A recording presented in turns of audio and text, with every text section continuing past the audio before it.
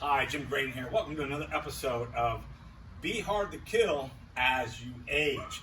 And when we talk about be hard to kill, we try to not just focus on the fact that, yes, I'm a professional martial artist. Sure, I'm going to talk about self-defense, but we've talked about falling. We've talked about how learning martial arts move can be so good for you in developing body coordination and just, slowing down that aging process. But in today's episode, we're going to talk about what I specialize in, and of course that is teaching you some self-defense. Now, the techniques you use on a heavy bag, punches and the kicks, honestly, if you're just hitting the heavy bag for fitness and not really thinking in terms of self-defense, they're not going to really help you.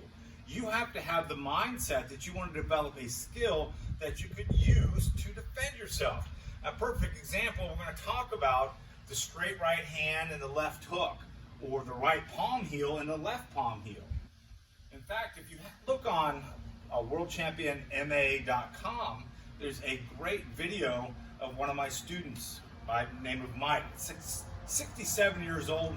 He got mugged or accosted up in Rochester, New York on a snowy day, and he really talks in detail of that encounter and how this technique that I'm about to show you really helped him and basically saved his ass. And I've had well over a dozen students tell me similar stories. Very rarely do you get them on tape.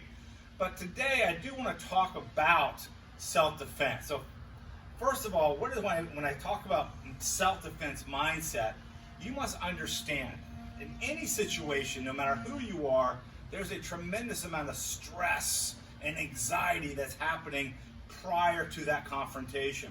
So you have to have muscle memory. Of course, muscle memory means that you've done something so many times, it is without thought. It can be done under a stressful situation.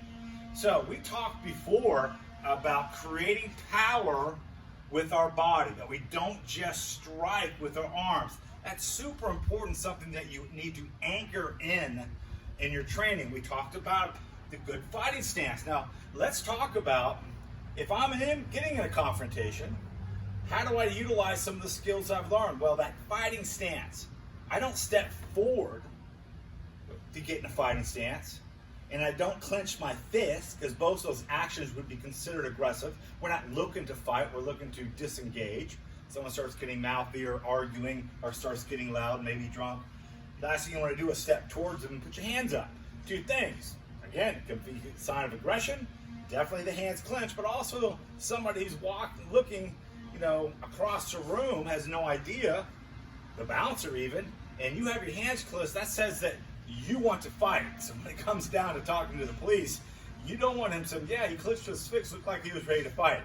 What you want to do instead, you want to take that fighting stance that I taught you and step back into it. And that's where you want to get to the point where your fighting stance, the balance you could defend yourself in, is like, I like to say, is like your favorite chair at home. You go sit in that chair, it's like, you step back to the fighting stance.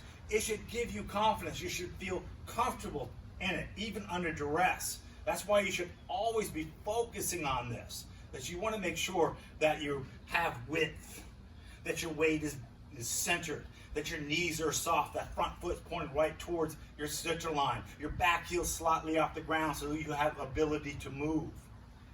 And your hands are in the same position as a fighting stance. The only difference, I'm here. Hey man, back off. Hey, I'm sorry. Didn't mean to upset you. Hey, just calm. You can have the parking spot. You can, it's okay. Have a nice day. Didn't mean to offend you. Again, I'm in this position to de-escalate the situation, but I'm in the exact same position I'm going to fight in. So the situation gets unreasonable, and I have to strike.